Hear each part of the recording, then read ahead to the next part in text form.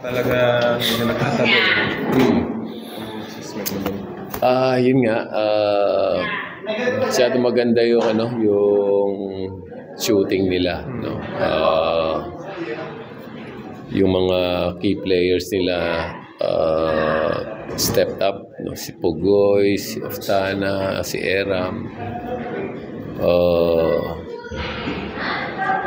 We were actually contesting their shots, but they just made their shots. We were playing decent defense, but I think they just were having a really good night.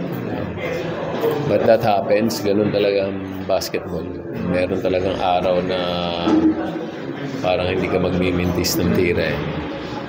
But we're in a good position. We're 4-3. Sabi ko nga, ang hinahanap namin, 6 na panalo. We have 4 games left.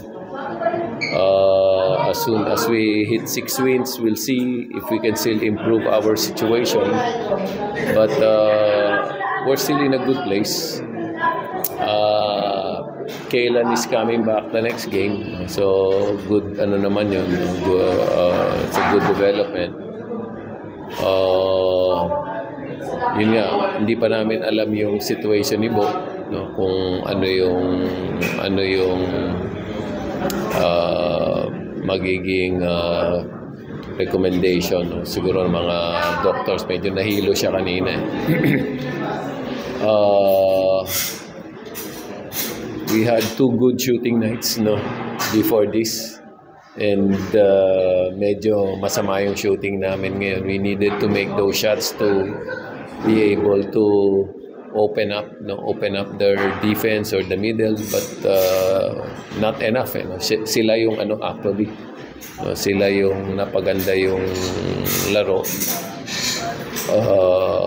There was a time in the first quarter when we had momentum. Kami yung nag-dictate ng pace, pero nung second quarter bumagal kami.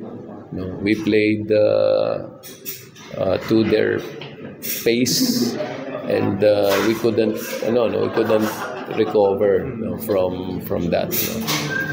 We had the chance, and we kept the game close, no, until maybe second half of the fourth quarter. Pero they were making big shots. We couldn't make the big stops. They were making their big shots, and we were just trying to keep the game close, maybe for future quotient system. So yun lang. Pero we're still in a good spot. We're still very hopeful this conference. Just happens na may mga gabi talaga na mahirap pigilan yung kalaban mo. Coach, medyo nakakabahala na ba yung kay Bo kasi nangyari na sa game yung Lilo? Pero namang ganun concern yung the team? Of course, we're concerned. No? Kaya lang, aware naman kami na he had all the approval, go signal from his doctors. So we would not put him in a dangerous situation. So siguro kailangan lang i-confirm ulit kung ano ang magiging future recommendation ng doktor.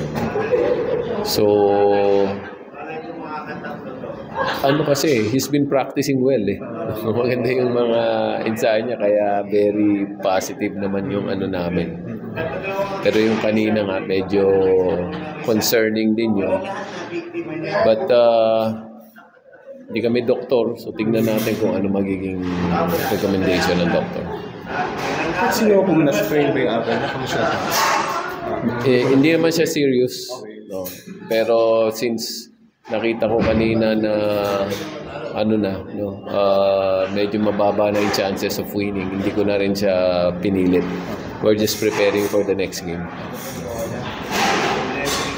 Thank you.